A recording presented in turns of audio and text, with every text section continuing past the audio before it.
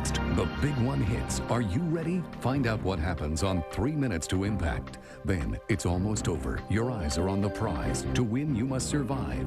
Take the challenge on Eco Challenge, coming up on the Discovery Channel.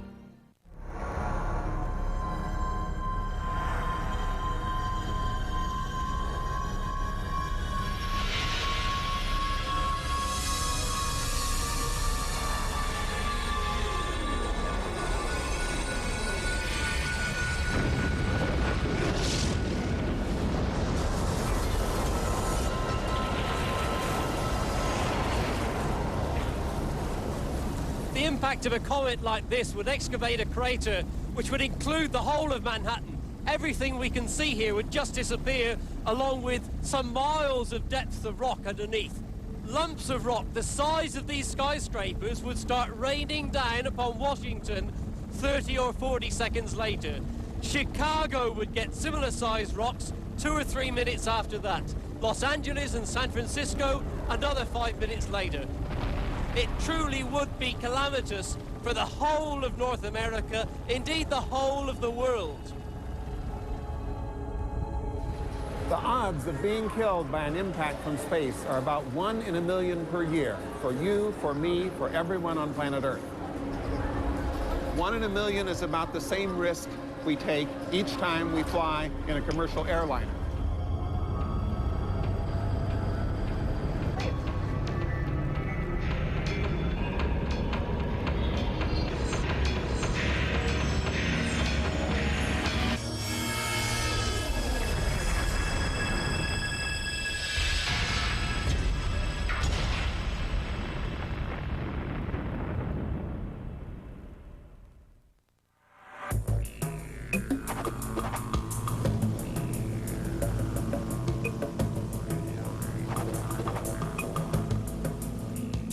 Eugene and Carolyn Shoemaker, cosmic detectives.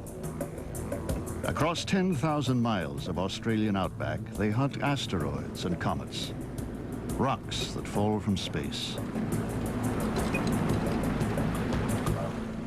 It's big, 1.5 miles across, 6 miles around, and over 1,000 feet high. However, it's not made of the same things that asteroids and comets are made of. It's made of sandstone, the kind of rock we find on Earth. But it does give us an idea of the scale of our problem.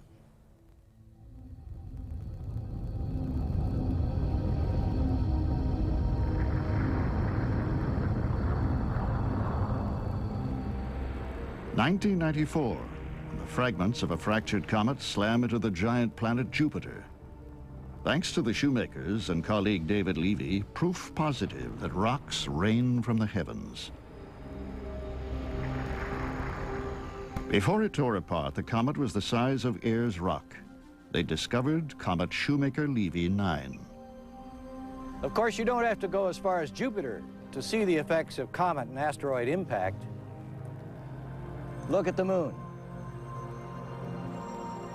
She's beautiful, but Earth's little sister is pocked with celestial buckshot. Through more than 4 billion years, she's been smacked with the debris of the solar system, each crater testament to an impact. Comets as big as Ayers Rock, asteroids as small as a bus, a blitz of ice and rock and iron.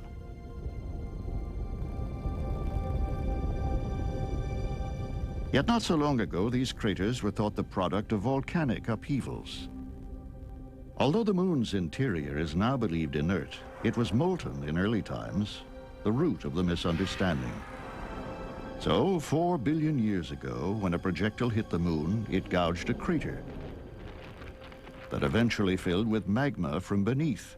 Gene Shoemaker spent years convincing fellow scientists that such craters are not volcanic plugs, but impact sites. Well, of course, the moon is a prime example of impact craters because it preserves this record going back over 4 billion years. But as we went to the other planets, particularly as we went to Mercury and to Mars, and then to the moons of the gas giant planets, we found that they too had a beautiful record of impact because they have very ancient surfaces. Tiny Mercury, most pitted of all the planets. Airless and geologically inactive. A pristine record stretching back 4.5 billion years. The moons of Jupiter are the most pocked in the solar system. Such is the pulling power of the giant planet. There's Callisto, battered and holed. And Ganymede, sitting in the firing line as comets are sucked toward Jupiter itself. Jupiter is the most massive of all the planets, and it has a very strong perturbing effect on the orbits of the comets that come in from the outer fringes of the solar system. As a comet hurtles past the outer planets, Jupiter may be all that stands between us and it.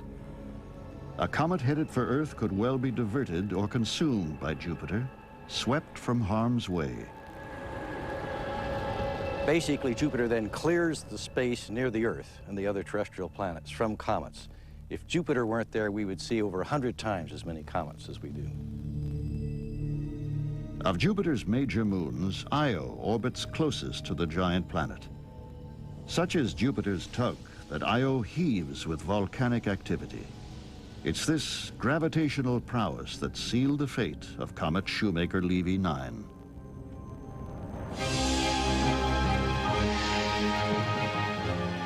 The forces that ripped apart the comet are manifest in our earthly oceans.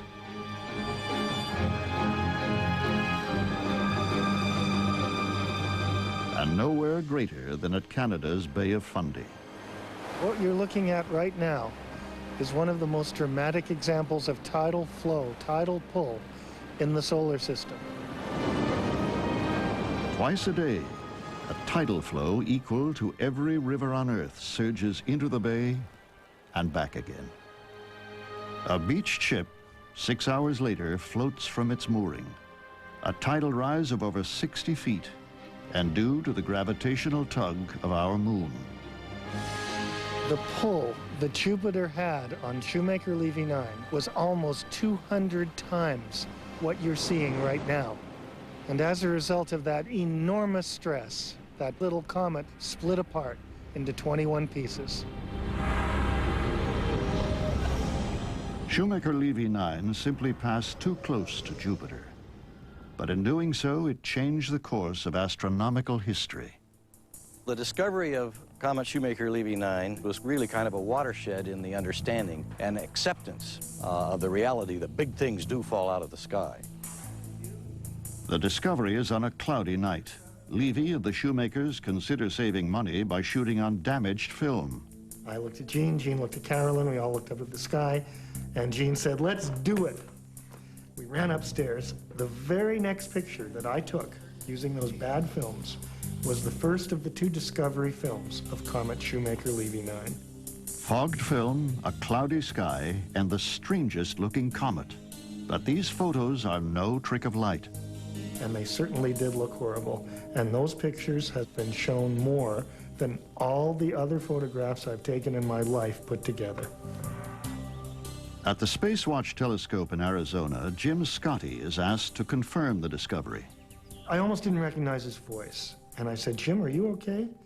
And Jim said, "David, the sound you just heard is me lifting my jaw off the floor." And I said, "Do we have a comet?" And he said, "Boy, do you have a comet." A trail of comet fragments, a string of pearls that gradually pulls apart as the world watches. What we knew that night was that we had stumbled on a real unicorn in the astronomical zoo. We really didn't know where it was. We knew it was about 4 degrees in the sky away from Jupiter, but we didn't know how close it was to Jupiter. And then the news that Shoemaker-Levy is to collide with Jupiter. We were just staring at each other, really not knowing what to say. And finally, Gene just shook his head and said, "I don't believe this. In our lifetimes, we're going to see an impact." Like cosmic impresarios, Levy and the Shoemakers lift the curtain on the astronomical show of the century. It was extraordinarily fortunate that we discovered this comet 14 months ahead of the impact, so it gave the whole astronomical community lots of time to get ready, and that's what really paid off. Every telescope focuses on Jupiter. It's the week of the impacts, and these are the real pictures. In infrared, lower left, the plume of an impact.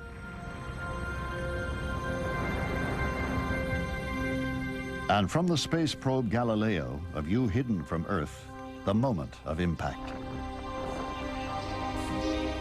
In Earth orbit, the Hubble Space Telescope caught the comet fragments before impact and after impact. This scar is bigger than the Earth and lasts almost a year. Shoemaker-Levy 9 was not the astronomer's comet. It was the people's comet. It was the comet that had the entire population of the world watching as it hit Jupiter and wondering, what if it had hit here?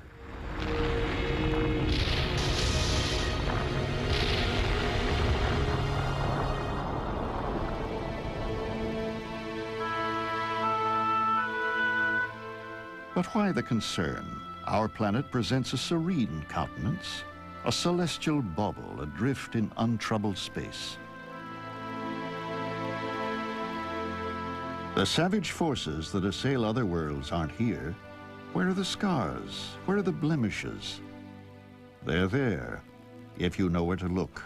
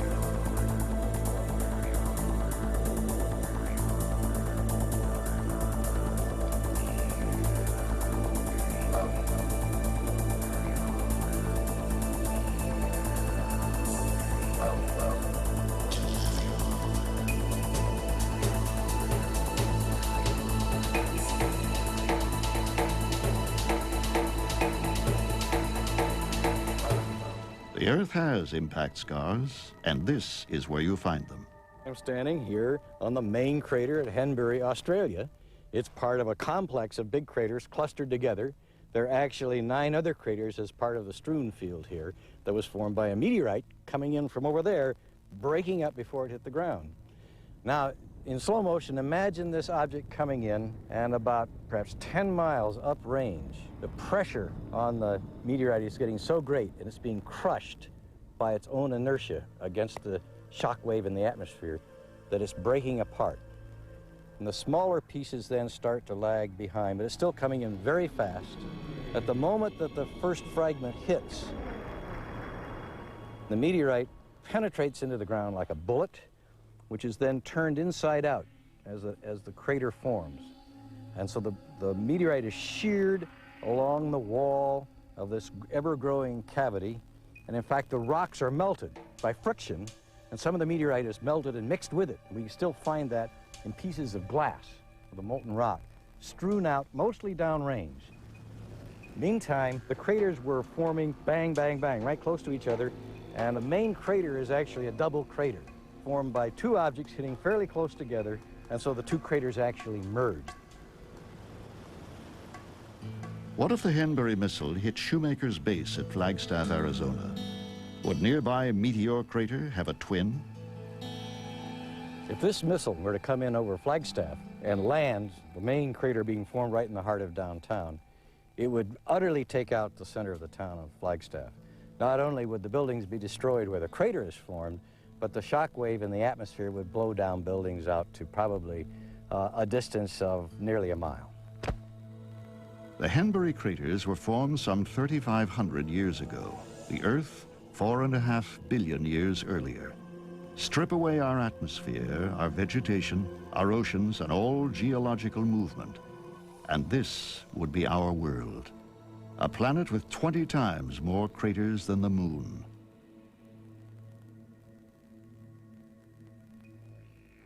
And as Gene Shoemaker warns, we're due lots more projectiles and many more craters.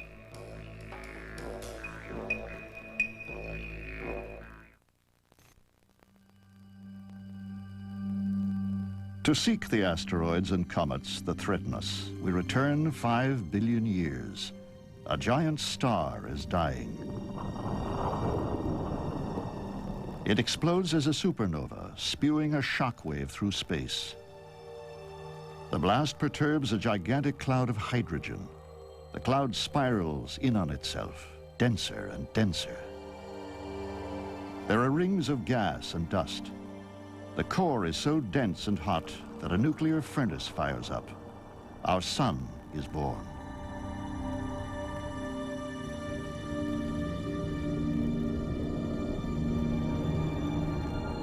Thus begins our solar system, this empire of the sun.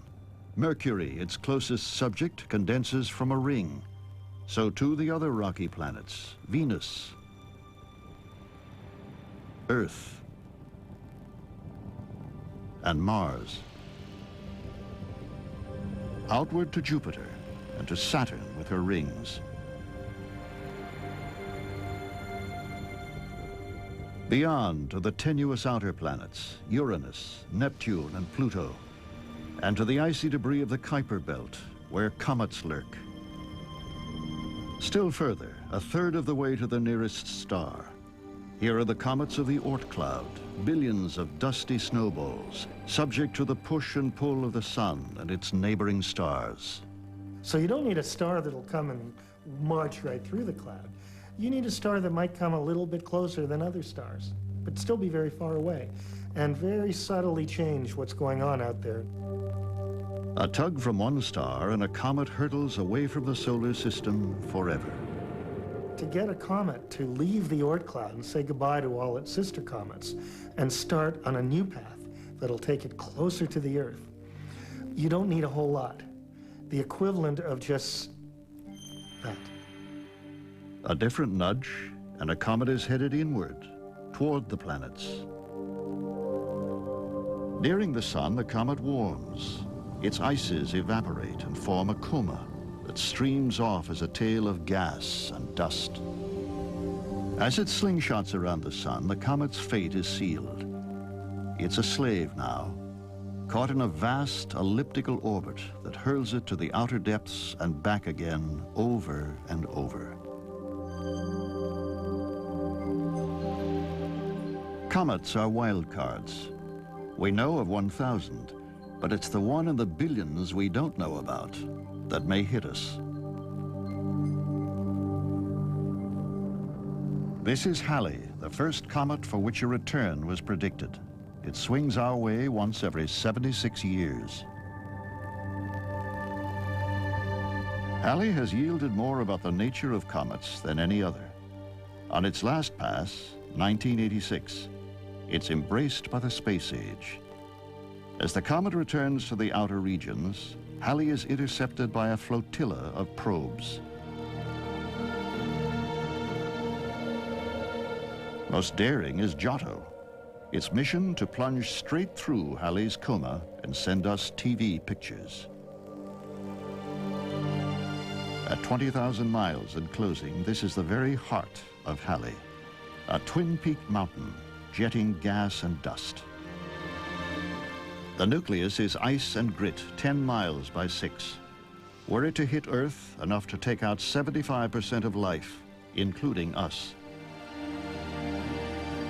Battered by a hail of particles, Giotto's camera quits at 700 miles out. But we've glimpsed doomsday, seen Lucifer's hammer.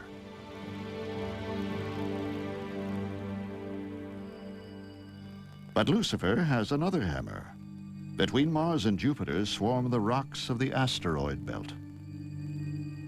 They jostle and bump under the spell of Jupiter's gravity. Some tumble from the belt and menace our planet. This one, Tutatis, will pass within 1 million miles of us in 2004, an astronomical near miss. Think of yourself on an interstate highway And there are cross streets, no traffic lights, no stop signs on these cross streets. And nobody's going to stop. The Earth is barreling down the interstate highway. If these Earth-crossing asteroids happen to cross while the Earth is there, they'll hit. There's nothing to stop them from hitting. So Lucifer does indeed have another hammer, and it's called the Earth-crossing asteroid. Unlike comets, asteroids are hard, made of rock and metal. At any moment, there are 200 asteroids crossing the orbit of Earth.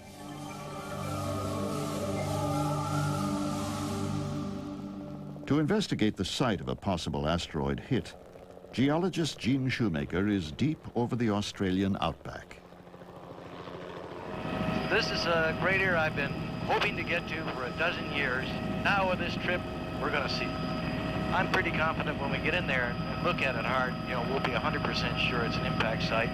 My bet is that this is a crater formed maybe 1 billion years ago by an iron meteorite. Meteorite is a term for anything that hits Earth, comet or asteroid. The site is the Liverpool crater, 300 miles from Darwin. Crocodile country, hot, remote, and inaccessible. Till today, no scientist has confirmed the crater's origin, volcanic or an impact from space.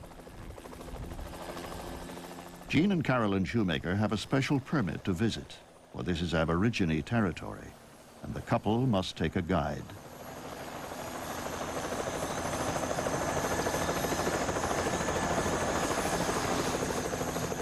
Within seconds, Shoemaker spots telltale signs of a hit. Let's go ahead and take a look.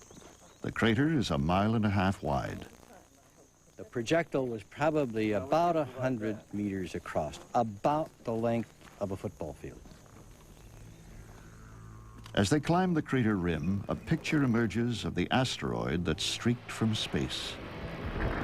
I like this crater especially because it is an example of a simple bowl-shaped crater which has now been eroded down at a level of about 100 to 200 meters below the level we see at Meteor Crater, Arizona. And so it gives me a snapshot of the geology that's below the level of exposure I can see at the younger crater, and I can see what's happening deeper down. Meteor Crater is a mere 50,000 years old. Liverpool, the Shoemaker's new confirmation, is at least 1 billion. They fly out just ahead of a bushfire. Australian craters are best and safest sought from the air. Over my shoulder here, we see the central uplift of Kelly West, a very ancient crater which has been eroded down to a stub. Australia's greatest crater, Gosses Bluff, 14 miles wide and 140 million years old. Tiny Wolf Creek, one of the youngest and best preserved in the outback. With its sparse vegetation and geological stability, Australia is a crater hunter's paradise. Gene and Carolyn Shoemaker spend 3 months a year here, sleeping under the stars, fixing punctures, finding impact sites. They've 24 craters to their name and 2 more to report. Hello, Tom. Go ahead. Shoemaker is calling astronaut Tom Jones, his eye in the sky. He wants Jones to photograph the Liverpool crater from Earth orbit. I have a couple of hours carved out in the weeks remaining. Jones is preparing for a space shuttle mission that passes over the site. But Shoemaker has a second, more important picture request. We have good news from our side. It's a very remote site in Western Australia, but by golly, it's an impact structure. It's about 18 kilometers across. Maybe some imaging from space will help to bring this thing out. It was completely missed in the reconnaissance geologic mapping, but let me give you the coordinates of the center of the structure. Okay. It's 23 degrees, 59 minutes south, and about 121 degrees, 34 minutes east.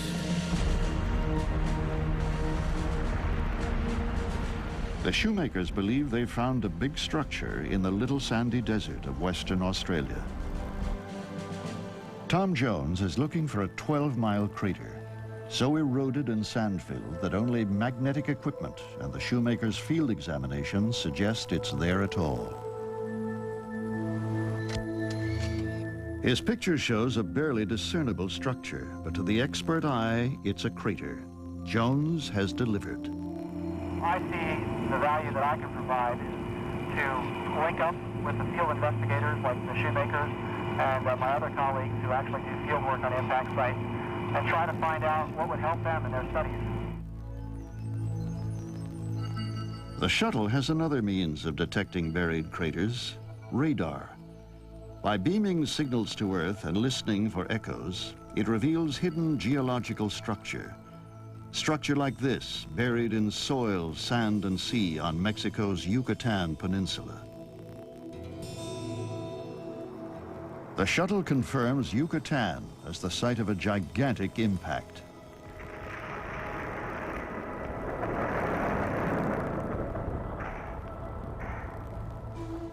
The crater lies miles beneath these trees, strange sinkholes, the only clue to its existence. But this impact killed the dinosaurs and spawned the rise of human civilization.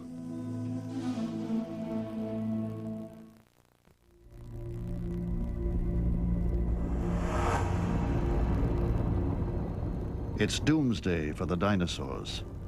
A missile 6 miles wide closes with Earth at 60,000 miles an hour. There are 3 minutes to impact.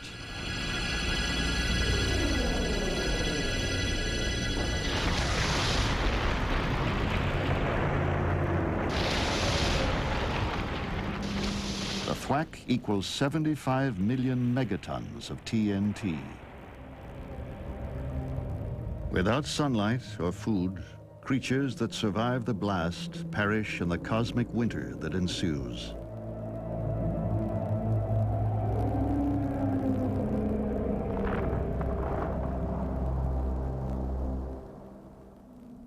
When the skies finally clear, the great reptiles are gone, along with 75% of all species on Earth. 65 million years later, like a monument to that devastating event, there arises on the impact site one of the world's great civilizations, the Maya. They construct temples and observatories, and they build near water, for this area of Mexico's Yucatan Peninsula is riddled with deep natural wells. Cenotes, as they're called, are vital to Mayan prosperity. For modern Mexicans, they're an escape from the heat. For scientists investigating the death of the dinosaurs, they're a clue. This cenote is one of an arc dotted across Yucatan and thought to mark the southern rim of a monstrous crater. Canadian Alan Hildebrand first confirmed the crater. Chicxulub, as it's known, is his magnificent obsession. The cenotes below are the edge of an impact site he believes stretches 100 miles into the Gulf of Mexico. What we really need to understand is how the particular impact here killed things.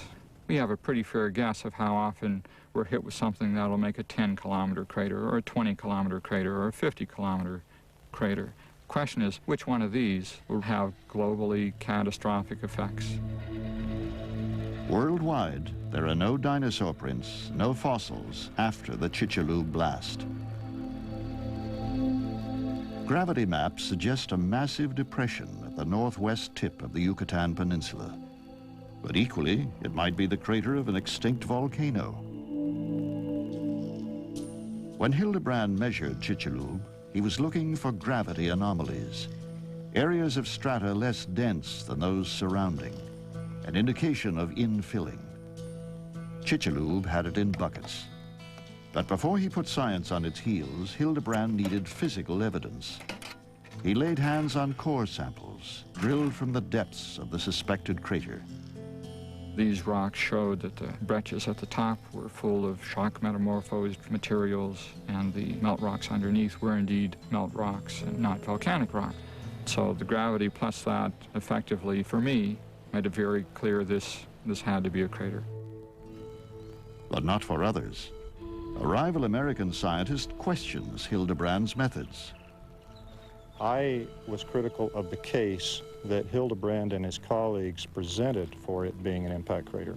Specifically, he brought forth some photographic evidence that was indicative of a quartz grain that had been shocked in the impact process. But to confirm an impact, the researcher must carefully measure the orientation of planes that run through the quartz. He did not do that until well after we challenged him on that. In fact, we were the first ones to publish on the shock deformation at Chicxulub, and to my way of thinking, the first ones to confirm that this was indeed an impact crater. Sharpton, working partly with cores drilled at this garbage dump, also believes Hildebrand's crater's size is wrong. It should be twice as big. Everything that we have been able to generate, everything that we've been able to assemble, has affirmed the case for a 300-kilometer crater. And not a single thing, mind you, not a single thing has been consistent with a smaller crater. The dispute is so bitter, the rivals refuse to meet. Hildebrand's crater is 100 miles wide, Sharpton's 200. A survey ship in the Gulf of Mexico is to settle the issue. It feeds seismic sensors into the sea off Yucatan. Meanwhile, on the peninsula, a series of land sensors is set. The experiment, led by Imperial College London, is to define the contours of the initial crater. The gouge may be 20 miles deep. What matters is the size of this collapsed transient cavity, and the seismic experiment should definitively answer this question. Powerful air cannons are fed into the ocean and detonated.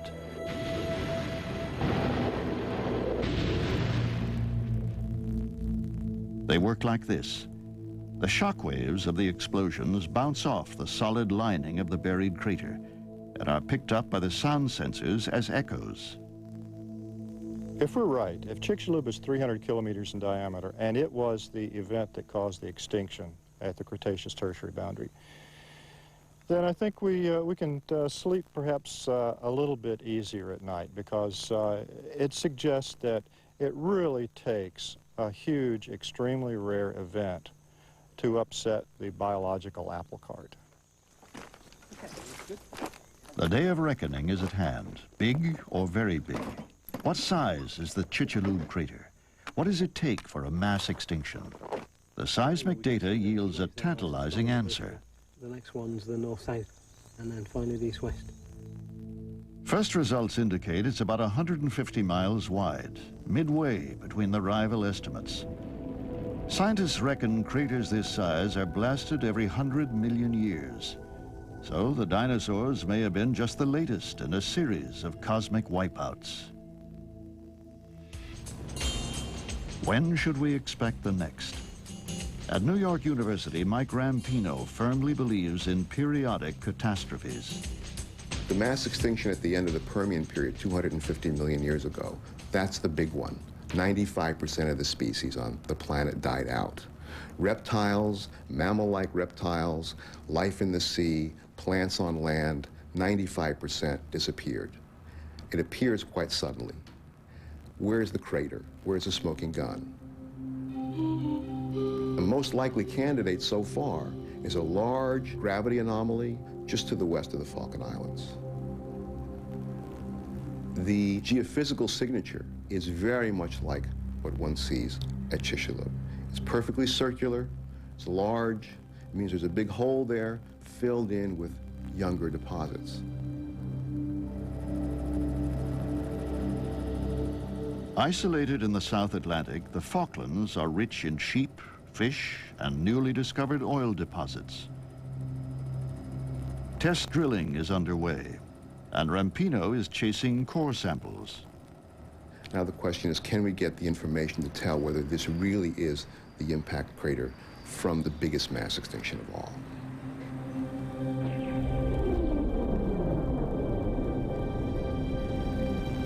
now that scientists are looking, craters appear everywhere. What's this in Central Europe?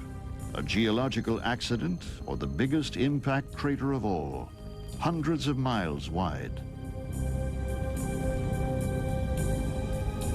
Fewer than 150 craters are identified on Earth. That's less than 1% of those awaiting discovery, including those causing mass extinctions. There's no doubt that impacts will happen again. They're a natural process of the solar system. They've happened in the past, have greatly affected the Earth's history, and they will happen in the future. It's a wild theory, but Nemesis, the dull brown star in the background, is blamed for periodic bombardments. This supposed junior partner of the Sun is thought to approach the Oort cloud every 26 million years. The result? A cascade of comets. But there's a more likely explanation for such periodic salvos: galactic oscillation. As our disk-like galaxy rotates, the solar system swings up and down in relation to the galactic plane.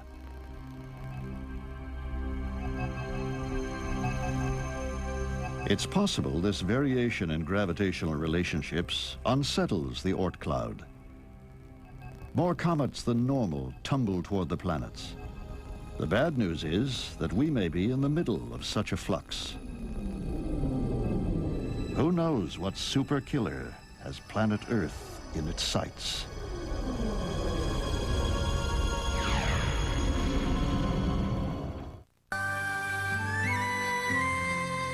Armagh, Ireland. The observatory where astronomers have peered at the heavens for more than 2 centuries. Despite cloudy Irish skies, it's here that the true impact of comets and asteroids is first recognized. In 1952, Ernst Oppik, the observatory's director, rocks the astronomical establishment by suggesting that the craters of the moon are not volcanic, but the scars of impacts from space. This city of astronomy is the ancient home of Irish religion. It has 2 cathedrals. One, dedicated to St. Patrick, is the seat of the Catholic Primate of Ireland. The other, also dedicated to Patrick, is the seat of the Protestant Archbishop of Ireland. 2 persuasions, 1 patron. Patrick, the missionary who came to Ireland at the start of the Dark Ages and lit the light of Christianity. But his conversion of the Irish may have been easy. According to archaeologist Mike Bailey, people were already captivated by images of fire and brimstone, visions in the sky. It might well have been comparatively straightforward to Christianize a country like Ireland, because the imagery was very much the imagery of the Old Testament.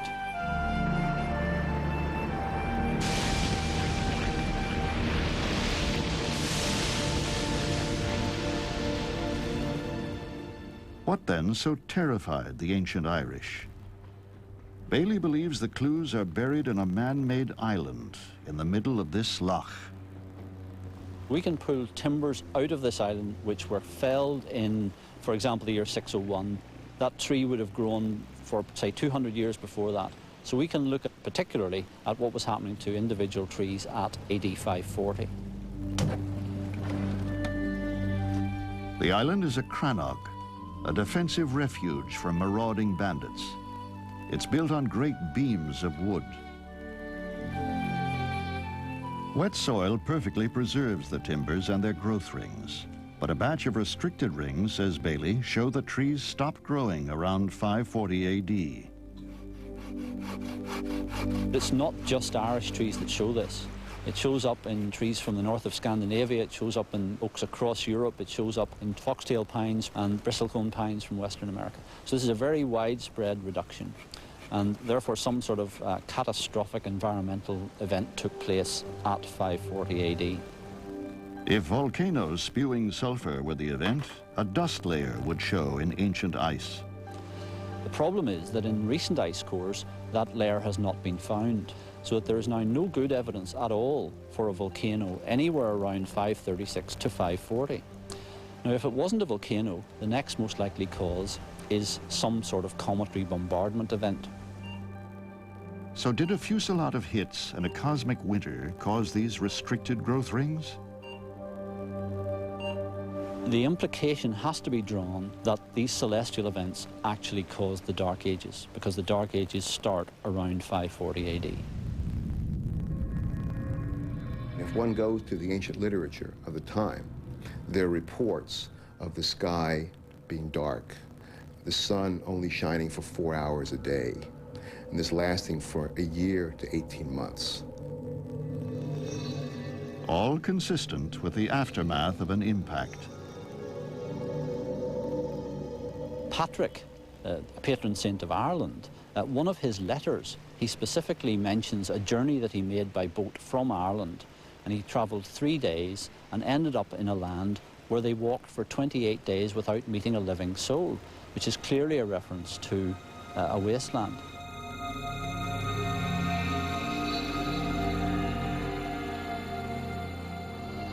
The Dark Ages are a mystery. The Roman Empire disappears. Records cease. Civilization makes no progress. A world enfeebled.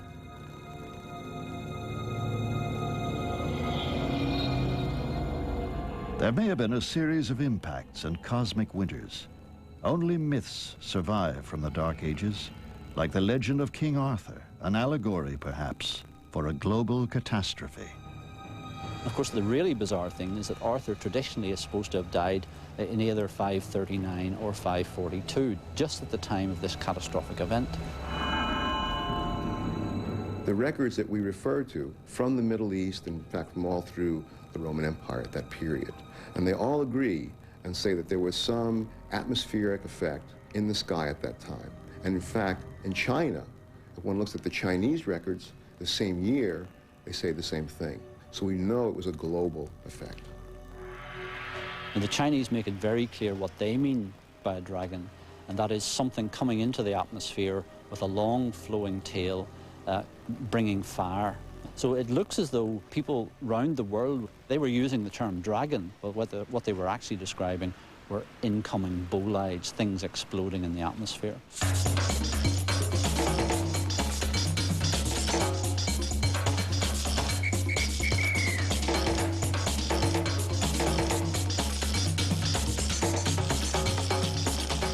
The National Observatory, Rio de Janeiro. Astronomer Ramiro de la Reza discusses with a colleague a newly arrived research tape. It's an interview with a fisherman who saw a great fireball plunge to Earth more than 65 years ago. Only recently aware of the event and desperate for an eyewitness, Ramiro decides to meet the old man. He must travel 3,000 miles to the far Amazon, where Brazil meets Colombia and Peru. His name is Raimundo Clemente da Silva, 87 years old, and accompanied by this researcher who sent the interview tape to Rio.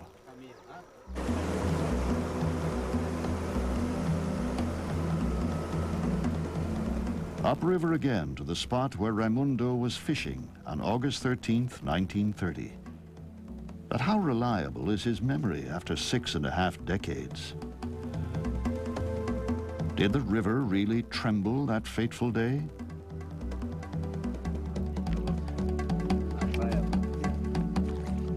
As the fireball fell, Raimundo recalls he was headed for this beach to seek turtle eggs.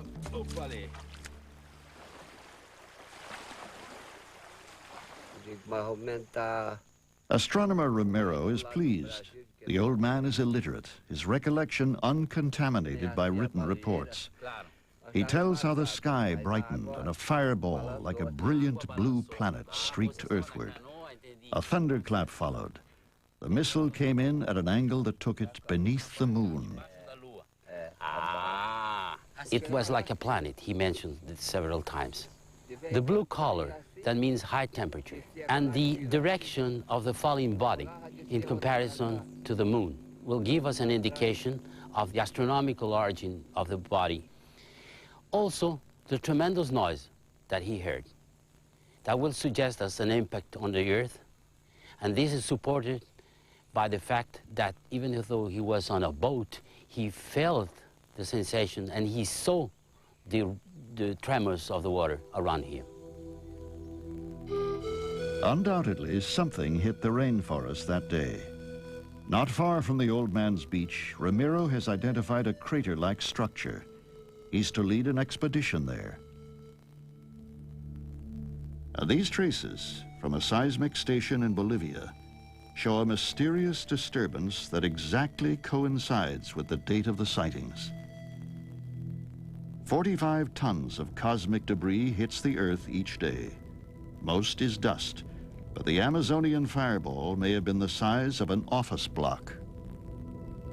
That's big enough to take out all Manhattan. But imagine that projectile is 6 miles wide, as big as the one that slew the dinosaurs.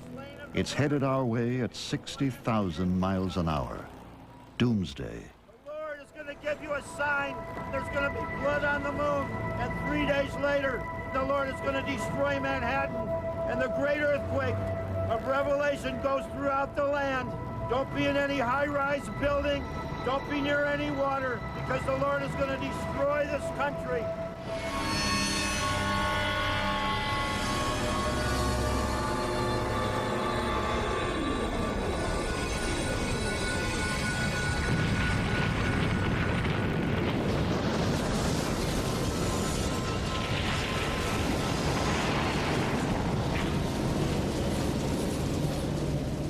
A crater 100 miles wide stretches from Newark, New Jersey to New Haven, Connecticut. A shock wave blasts around the planet. As a cosmic winter descends, humankind is doomed. Or is it? Unlike the dinosaurs, we can fight back.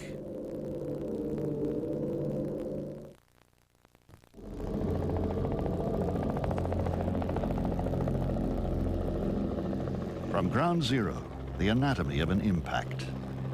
Everything we can see here would just disappear, along with some miles of depth of rock underneath. Lumps of rock the size of these skyscrapers would start raining down upon Washington 30 or 40 seconds later. Chicago would get similar-sized rocks 2 or 3 minutes after that. Los Angeles and San Francisco another 5 minutes later. It truly would be calamitous for the whole of North America, indeed the whole of the world. Even as far away as South America or Australia, the shockwave, the earthquakes produced by this impact would be flattening cities, and the rocks raining down from space, which have been thrown out from this crater, would flatten almost everything we've ever built.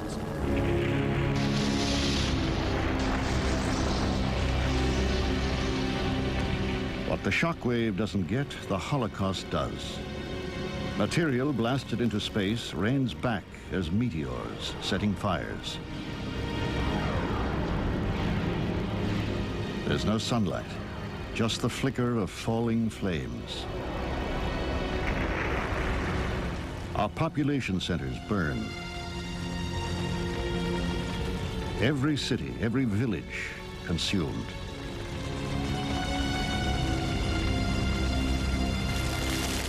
Worse still, our food is gone. Every blade of grass, every bushel of corn devoured. Within hours of the impact, the entire globe is ablaze.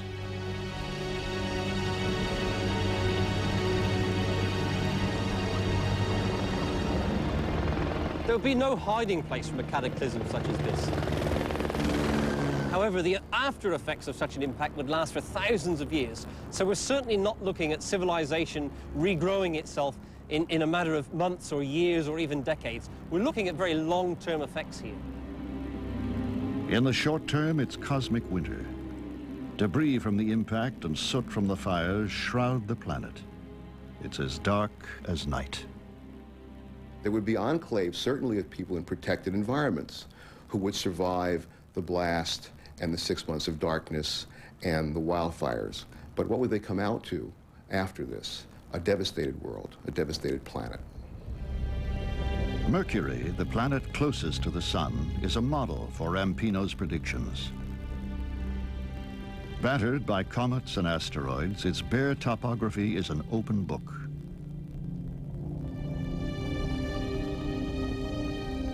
The great crater here is the Calorus Basin, the scar of an impact so massive its shockwave distorted the opposite side of the planet.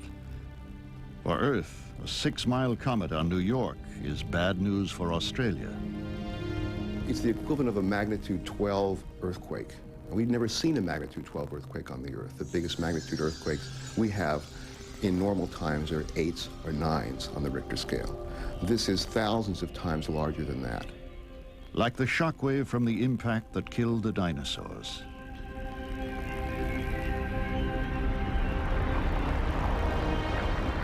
That was 65 million years ago, and it shook the Earth to the core.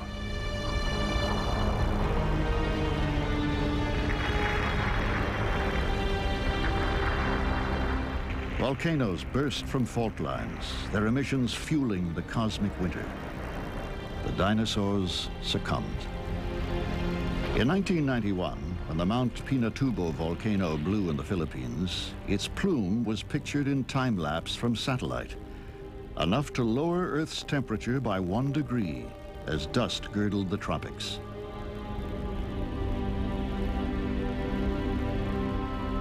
If one volcano can do that, imagine the effect of thousands. The New York impactor is a replica of the comet that dispatched the dinosaurs. The aftermath is the same. It would be so dark, you wouldn't be able to see your hand in front of your face. So that means no photosynthesis, no plant activity, no food. It means cold climate because you lose the sunlight. And it means really severe climate conditions. I mean, what more do you need to have an ecological disaster that would kill off most of the species on the planet? As cosmic winter yields to a barren spring, there are winners and losers. What wouldn't survive?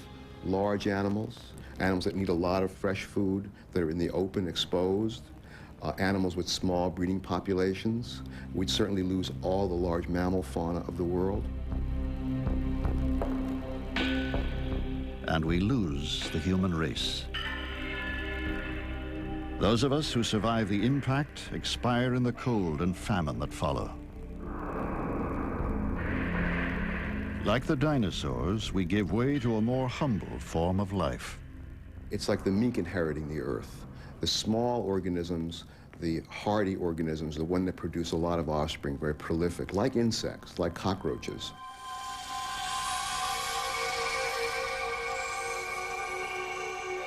"65 million years ago, creatures like this gave rise to the mammals and humankind, thanks to an impact.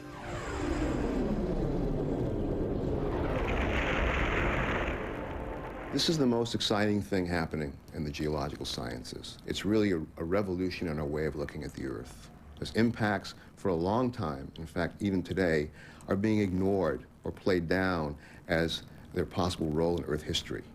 And what we're seeing is, from the astronomy, from the geology, that impacts have been very important in Earth history and the history of life, and they will continue to be in the future. With this new idea called punctuated evolution, scientists are seeing the world in a new light, beautifully serene, but poised on the edge of catastrophe.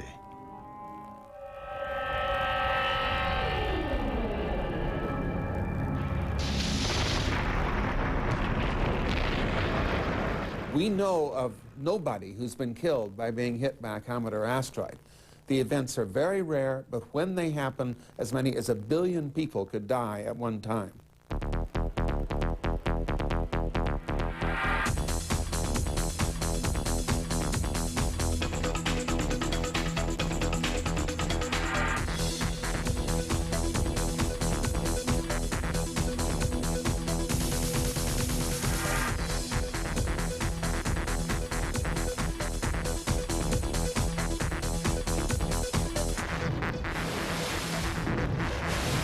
The odds of dying as a result of an impact are about 1 in a million per year. That's just about the same as the odds of dying in one round-trip commercial air flight, or the same as the odds of dying in one fairly long automobile trip.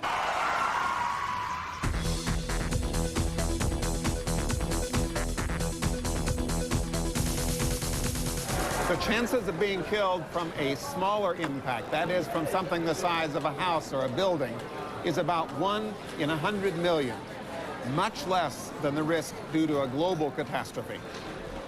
David Morrison, director of space at NASA's Ames Research Center, is worried that when the chips are down, we're not sure what we're dealing with.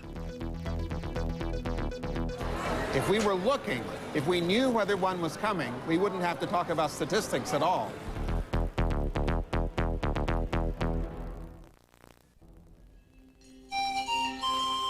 Kitt Peak, Arizona. Tom Garrels prepares for his nightly vigil. As the sun slips away, so begins the patrol of his Spacewatch telescope. Run on a shoestring and using a 70-year-old instrument, Garrels and his telescope may be all that stand between us and doomsday. Tonight, he's jubilant. I found not only one fast-moving object, but He's found 2 new objects close to Earth. But that's his task, to hunt and track the hundreds of projectiles that potentially threaten our planet. Space rocks bigger than 1/3 of a mile. it is an intolerable uncertainty that right now there are some 1,700 or so larger than 1 kilometer in diameter, and we don't know whether any one of these will be hitting the Earth. That requires the greatest urgency to do what we're doing right now with the systems that we have and the systems that are coming online. Garrels only recently appreciated the scale of the nightmare that may be headed our way.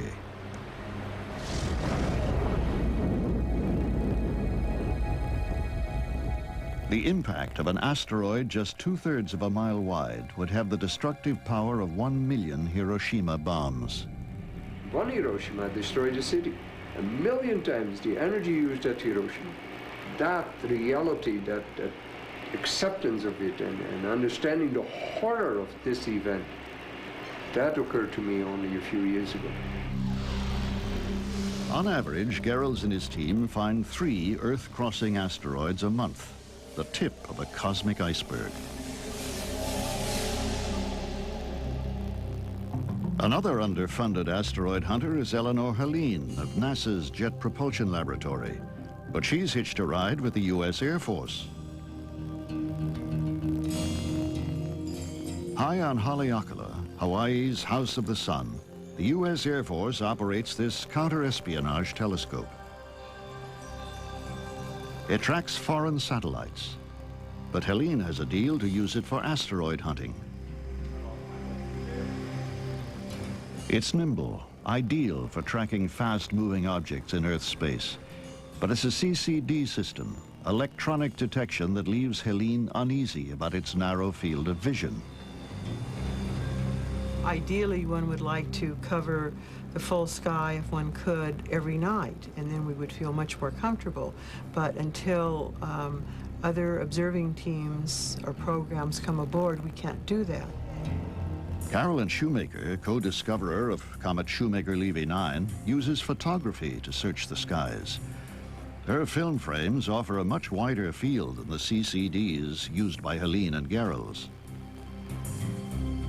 My understanding right now is that half of all the comets discovered this year have been found by amateurs. The biggest, brightest comets are being found by the amateurs.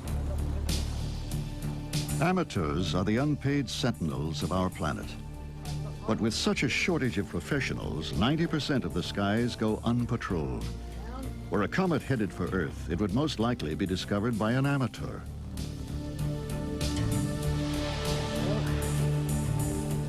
It worries Brian Marsden. Comets always move, and if you look at one for an hour, it should move. Marsden is the world's cosmic cop.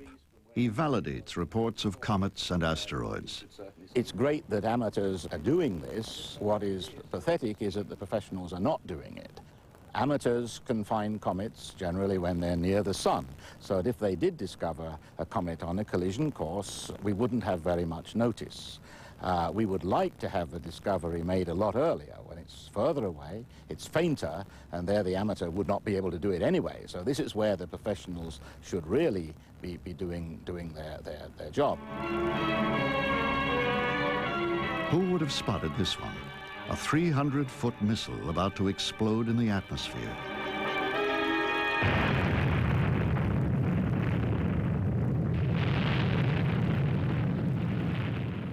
The last time it happened was 5 months after I was born. June 30th, 1908, Ground Zero. When expeditions reach this place, it's a scene from the apocalypse. 1,000 square miles of forest, flattened. The blast is at Tunguska, Siberia. It's equal to 1,000 Hiroshima bombs. As far as we know, no one is killed, so inhospitable is the region. If the same thing had happened over New York City, it would have been the major disaster. A comet fragment caused the Tunguska air blast. It vaporized 9 miles up, flattening all below. That night, a ghostly glow lit the skies of Europe and North Asia like perpetual twilight.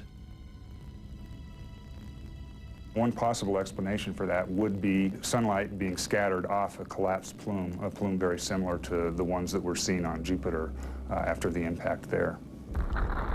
Like the Jupiter plumes that followed the multiple impacts of comet Shoemaker-Levy 9, an earthly plume would hit our satellites. There would be atmospheric drag on the satellite, where normally there would be no drag at all because the satellite is in space. So the satellite would slow down and would actually re-enter the Earth's atmosphere. Telecommunications companies are going more and more to constellations of satellites, very many satellites in very low orbits. And it's those satellites that would be the most vulnerable from a plume such as this.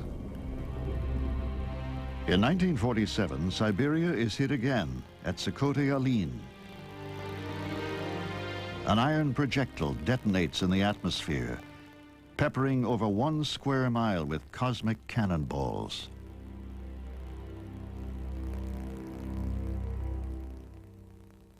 And they keep coming. This one, a near miss, caught over the Rockies in 1972 as it grazes the upper atmosphere, but never falls to Earth.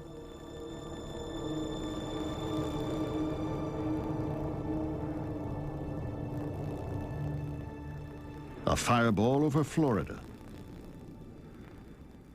High school football, 1992. But it's not the game they're watching. The same missile from another game.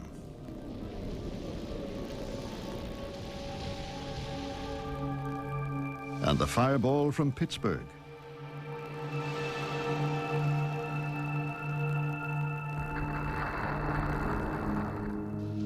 They keep coming.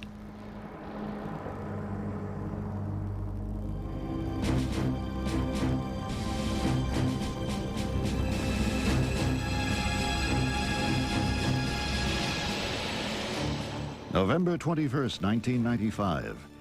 In the small hours of the morning, a blast over Peterson Air Force Base. Doors shake, windows rattle at this, the headquarters of the U.S. military space program. Inside, personnel frantically try to determine the source of the explosion. Outside, the citizens of Colorado Springs are shell-shocked. It was about this size. While I was lying there, I heard this tremendous boom that shook the windows. Suddenly, the sky had lit up as though the sun came out.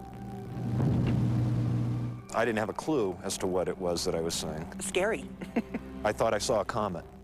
Remarkably, a surveillance camera and mic captured the explosion. The energy released at that time was probably like a small Hiroshima.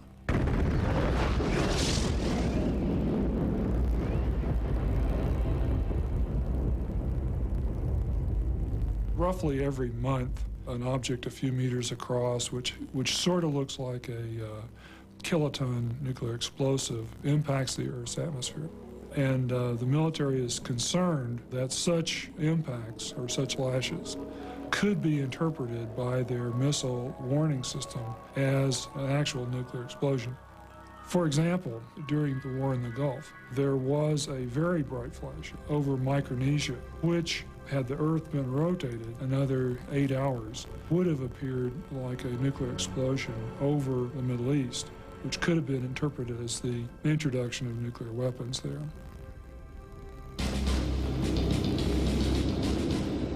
The space rock that vaporized over Peterson Air Force Base brought such fears close to home.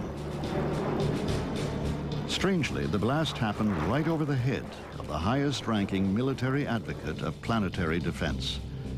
Dubbed Asteroid Blaster, he is Colonel Simon Warden of the Air Force Space Wing. The Peterson alert is ammunition for Warden's argument that we must protect against the loose cannons of the solar system. Edward Teller. We should send out expeditions to study these objects in detail, not only to look at them and to understand how to distinguish them from a distance, but we should knock at them. We should begin to shake them up and understand how they react. These are experiments that could be carried out without too much expenditure and in complete safety and without using anything more outlandish than rocket fuel and ordinary high explosive.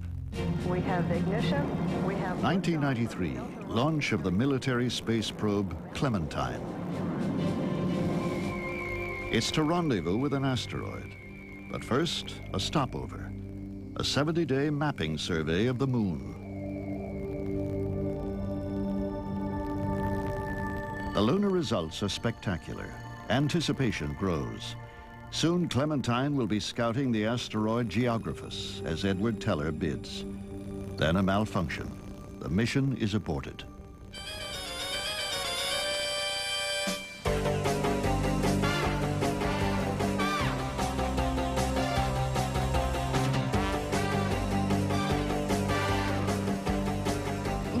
See nobody in the office. You just see people go in uniform, and that's it. Whatever's going in there is totally secret. Known as Batcave by its covert employees, behind these anonymous windows, the military prepares Clementine 2. Part of its job will be to test space weaponry. But for those concerned with planetary defense, this mission will engage the foe.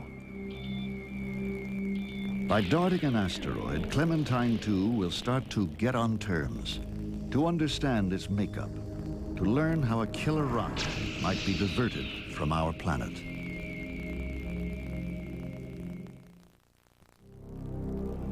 Tsunami.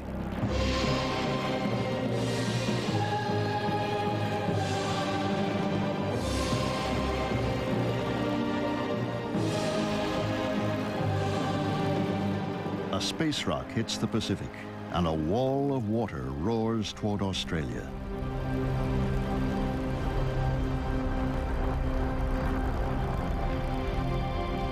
Astronomer Duncan Steele.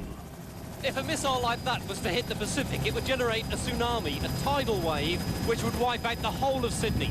The bridge, the Opera House, the whole of the populated region, right the way up to the Blue Mountains, 30 miles inland.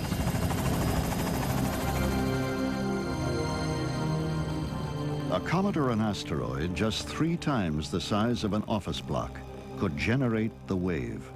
4 million people swept away on a tsunami 800 feet high. Sydney wouldn't be alone. The peoples of the Pacific sink or swim together, victims of a splash from space rippling outward through the ocean.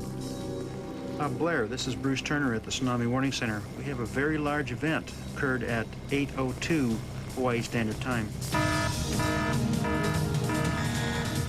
It's red alert for the volunteers of Hawaii's Tsunami Army.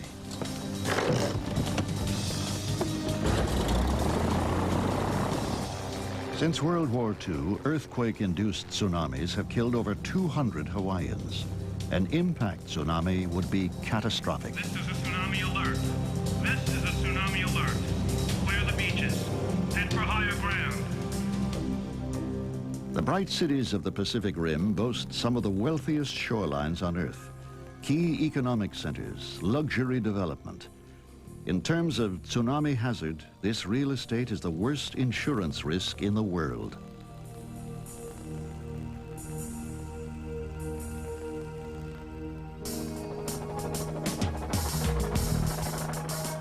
Tokyo.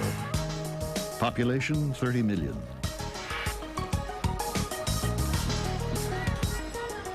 The biggest and busiest metropolis of all.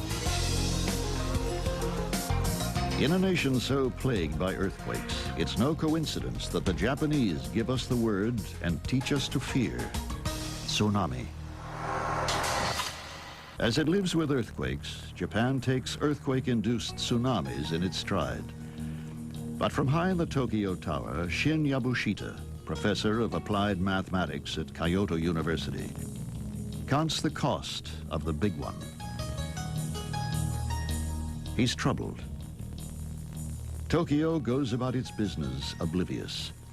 Should even a modest asteroid hit the Pacific, a monumental tsunami would wipe out this economic dynamo. There is 1% possibility of such an asteroid hitting somewhere in the Pacific next century. And he knows the price. I would say that the damage would be $1,000 billion. And this, I think, is a rather modest estimate. As the wave advances, it will destroy these buildings, and perhaps some of the very well-built buildings may stand the waves, but those things which are in the buildings, they will be destroyed. The systems, the computers, the data that drive the world's corporate giants washed away. The consequences for Japan and the global economy, says Yabushita, are incalculable, quite apart from a tragic loss of life. We should be worried about an asteroid with a diameter 200 meters, which is, say, 3 times as big as the building you see over there. That kind of an asteroid will hit the Earth once in every 4,000 years or so. Now, the Pacific Ocean occupies about 30% of the surface of the Earth, so it means that such an asteroid would hit somewhere in the Pacific once in every 10,000 years. And I think the government should take this problem very seriously. But successive Japanese governments ignore the problem. Each day, $2 billion is traded on the Tokyo Stock Exchange. A fraction of this would fund research to predict a tsunami disaster induced by an impact from space. Insurance-wise, it's a good insurance and a good investment to spend, say, $40 million for the next 10 years. And I think compared with the government budget of Japan, this is a very, very minor fraction. This is the 1% chance feared by Yabushita.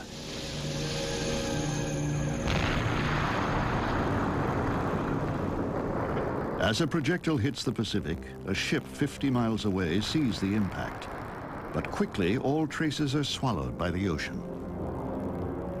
Minutes later, the vessel barely feels the shock wave as it sweeps by at 500 miles an hour. But beneath the surface, that ripple is the tip of a gigantic pressure pulse, stretching to the ocean bed. This is the invisible power of an evolving tsunami, fast and silent. When it meets the continental shelf, the pulse is forced upward to create a giant wave of death, the tsunami. As the last plane flees Tokyo, imagine the big one.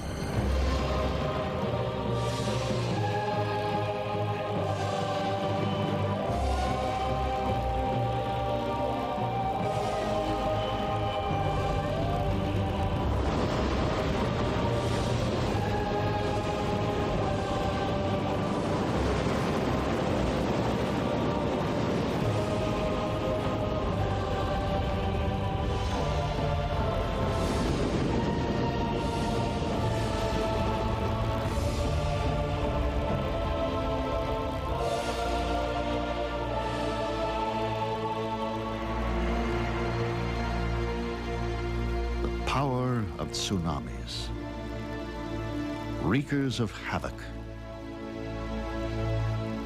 The aftermath of a tsunami that left Hawaii with 150 dead in 1946.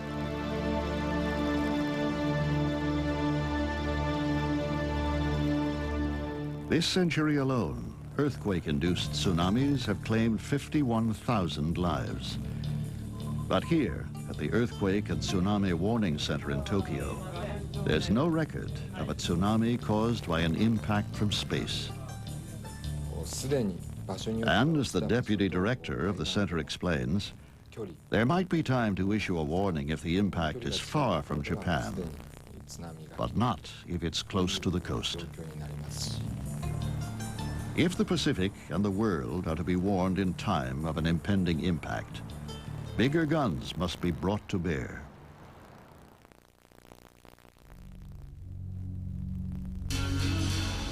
Los Alamos, New Mexico, birthplace of the atomic bomb. Here, in 1992, gathered almost 100 of the world's top military scientists and planetary astronomers. In secret conclave, they discussed how to protect Earth against annihilation from space. Nuclear physicist Greg Canavan, who chaired the conference, recalls passionate debate. We know that the comets and asteroids are out there. We know that they strike the Earth from time to time. What you don't know is whether that impact will be in 60 million. The scientists considered two main issues: how to locate and track potential impactors, and once found, how to intercept them. More knowledge. Laser beams. And lots more knowledge. But the rocket itself. Are they stony? Are they metallic? Or are they like comets? Pulverization. From blasting asteroids with nuclear warheads to just thinking good thoughts, every idea was encouraged. Do a few calculations. Go to Congress and say, would you give us enough money just to look out there and see what's there? Among the participants was Edward Teller, father of the hydrogen bomb. Surprisingly, he doesn't favor the nuclear option.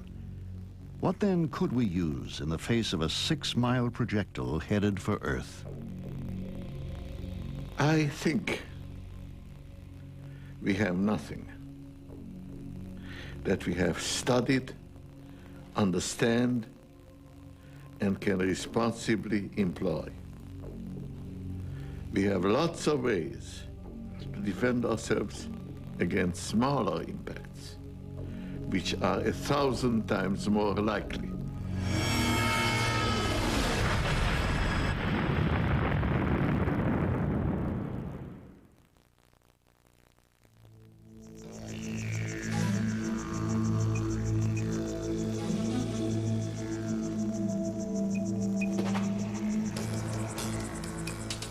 Australia, the quest of Eugene Shoemaker continues.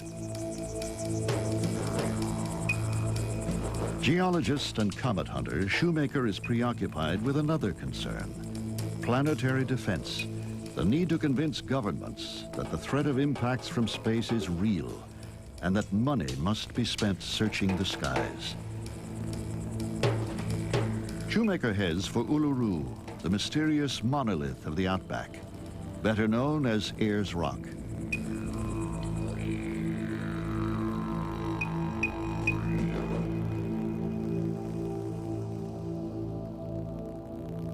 In Aboriginal legend, these geological formations represent battles fought by the animal people who first walked the earth. Uluru sits at the heart of Dreamtime, the mythical universe where Earth is the realm of the living, space the realm of the dead.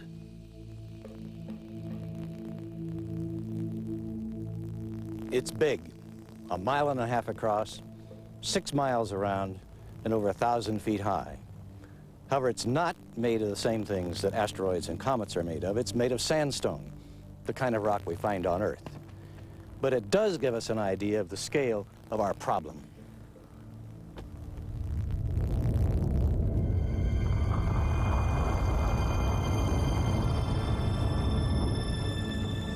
Uluru is about the size of the comet discovered by Shoemaker, his wife Carolyn, and David Levy before it fragmented and hit Jupiter in 1994.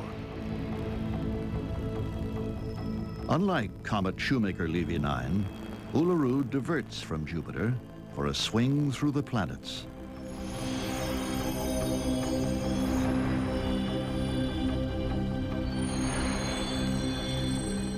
Some 1,000 comets are known to careen within the solar system, and more than 200 asteroids are logged as Earth crossers.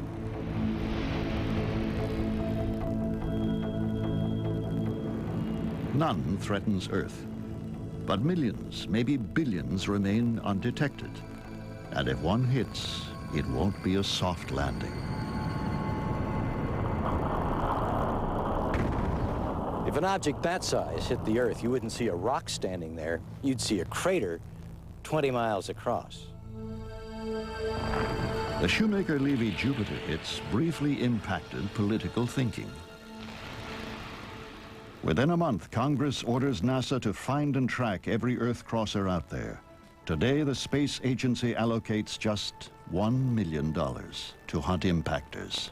$1 million out of the NASA budget is totally in the noise. It's a very tiny amount. And some of us think that it would be appropriate to go at a little higher level. Say about $3 or $4 million a year would get us there sooner. To push cosmic surveillance, Shoemaker co-proposed SpaceGuard, an alliance of observatories, one in Australia. SpaceGuard is basically a United States effort, but a group of us have gotten together and formed the SpaceGuard Foundation, that's headquarters in Rome, with the idea of encouraging worldwide participation. No sooner had the Australian telescope come on stream than its surveillance funding was cancelled. Pleas to the British and Australian governments who operate the telescope went unheeded, despite the eminence of one signatory. Duncan Steele ran SpaceGuard Australia. He now has no telescope and no job. The skies of the southern hemisphere go unpatrolled for killer projectiles. Steele says the cost of skywatching is minimal, set against the potential catastrophe. Now, if you do the sums for the United States, the annual expectancy of loss in terms of doing something in an actuarial basis is around about $1 billion per year. Nevertheless, the amount which needs to be spent in order to tackle the problem is much, much less than that. In fact, around about 1/10 of that.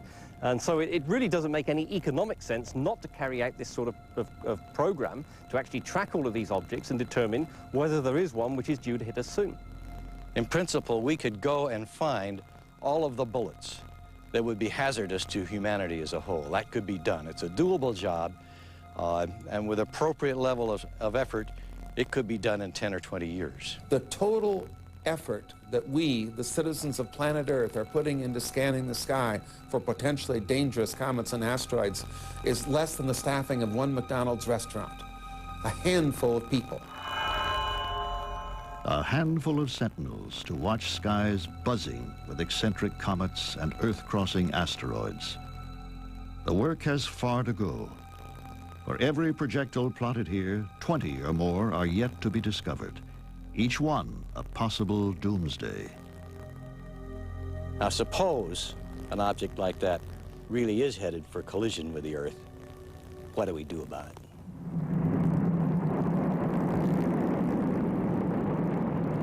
Rule number 1, know your enemy. To that end, in 1996, NASA launches NEAR, the Near-Earth Asteroid Rendezvous, an encounter with a space rock.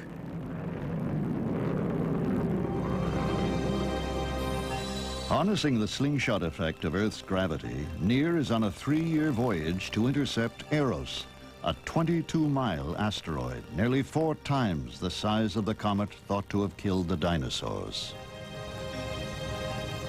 NEAR is packed with sensors. It flies alongside Eros, measuring density, mapping topography. Intelligence vital for the night we spy a mountain headed for Earth. So, armed with the facts, it's time to choose weapons. In New Mexico, the preference is for mirrors. Here at Sandia National Laboratories, Star Wars technology was developed to destroy incoming nuclear missiles. Now that the Cold War is over, can these same technologies refocus on a missile from space? A parabolic mirror the size of Yankee Stadium. The idea is to concentrate reflected sunlight on an Earth-threatening projectile and scorch it off course. There are advocates of powerful laser beams,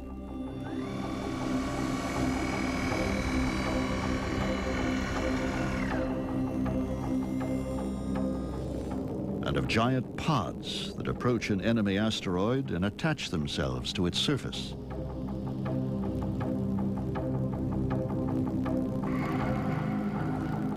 Once secure, they release super sails that catch the solar winds and tow the intruder away.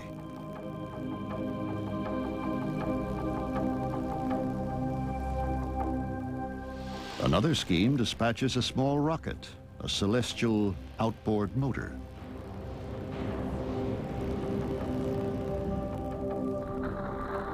It shunts the object to a safer course.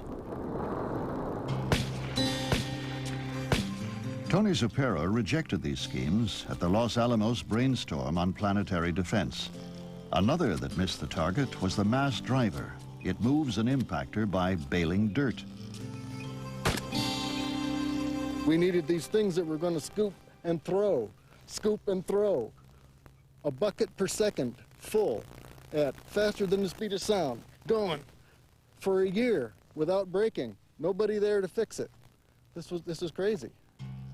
Zuppero is a ballistics physicist, but his own scheme of deflecting an impactor sounds crazier still. The way I do it is to hit it with a ball of dust. Now, it turns out if I can hit it with a ball of dust about the size of a football field, then this comet thing will get nudged out of the way, and all of us will watch the thing going by from Earth, and it will be scary because we will certainly all see it, but it will miss.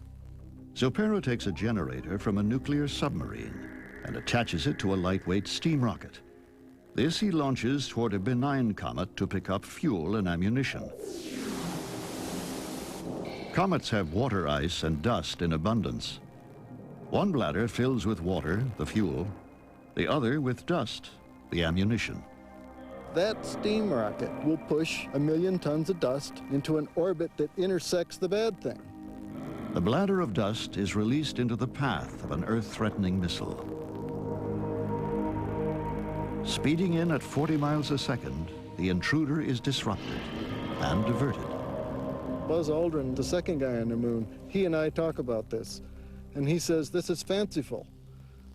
It's fanciful because it won't be there in time for Buzz Aldrin to get on the rocket, but it's science fiction to those fourth graders I talked to.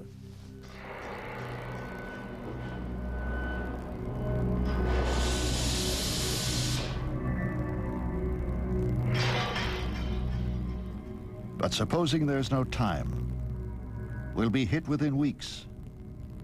The nuclear option?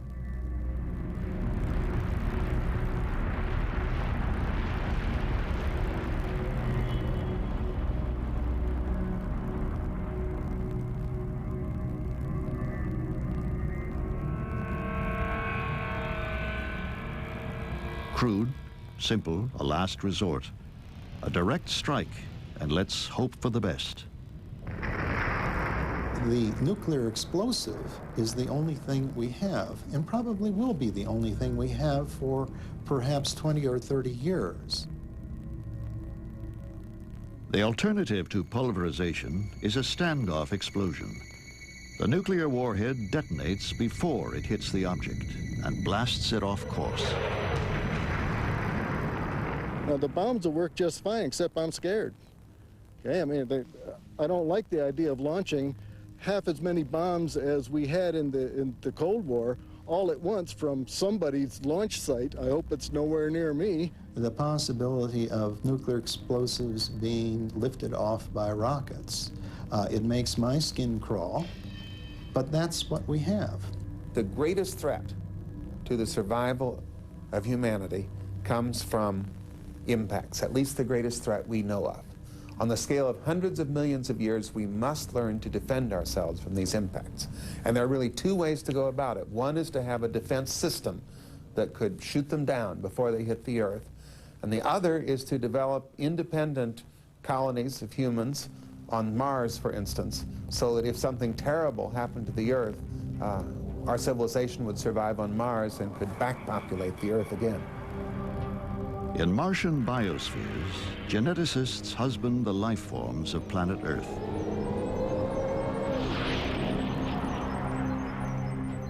After the apocalypse, they return to our barren world with eggs and seeds and the precious stock of humankind.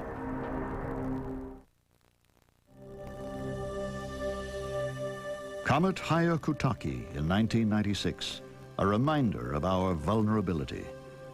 2 miles wide, it swept in with only 2 months' notice. Hale-Bopp missed Earth by just 10 million miles.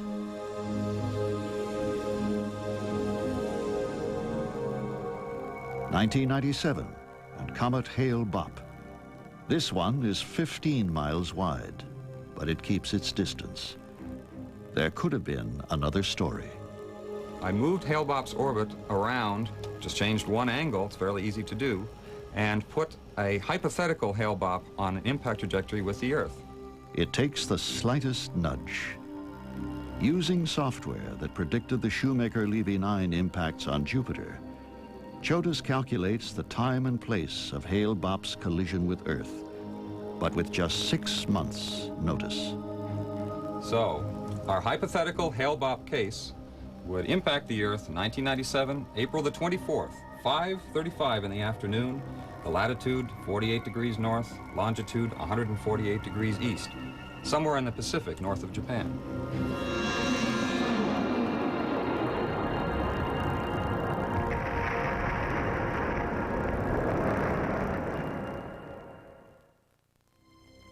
Tom Garrels at Kitt Peak. Can he give us the time we need? Glo Helene at NASA.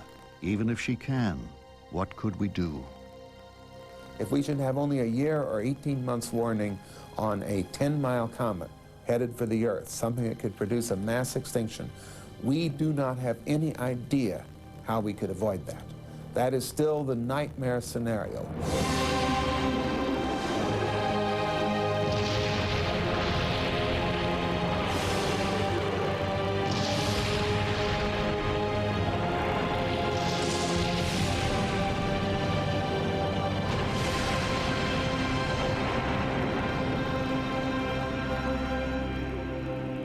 Extinction. The reign of humankind is over. But as Earth recovers and breathes again, who'd notice we'd been here at all?